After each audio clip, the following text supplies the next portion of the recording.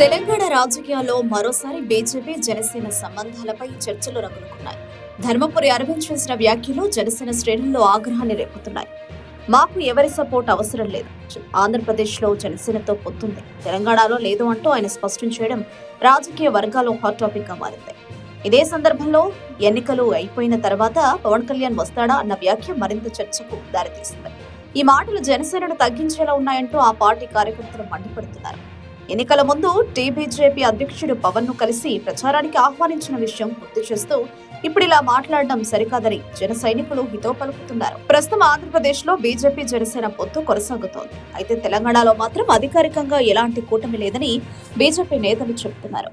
ఈ నేపథ్యంలో అరవింద్ వ్యాఖ్యలు రెండు పార్టీల మధ్య సమన్వయంపై ప్రశ్నలు లేవనెత్తుతున్నాయి. రాజకీయ విశ్లేషకుల అభిప్రాయం ప్రకారం తెలంగాణలో బీజేపీ స్వతంత్రంగా బలపడాలనే వ్యూహంతో ఇలాంటి వ్యాఖ్యలు రావచ్చని చెబుతున్నారు. అయితే జనసేనతో సంబంధాలు దెబ్బతినే ప్రమాదం కూడా ఉందని సూచిస్తున్నారు. జనసేన కార్యకర్తలు మాత్రం తీవ్ర అసంతృప్తి వ్యక్తం చేస్తున్నారు.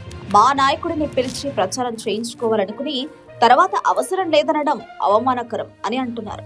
రెండు పార్టీల మధ్య స్పష్టత లేకపోతే భవిష్యత్తు ఎన్నికల్లో ప్రభావం పడే అవకాశం ఉందని రాజకీయ వర్గాలు అంచనా వేస్తున్నాయి. ఈ వివాదంపై బీజేపీ రాష్ట్ర నాయకత్వం లేదా జనసేన అధినేత స్పందిస్తారా అన్నది ఆసక్తికరంగా మారింది.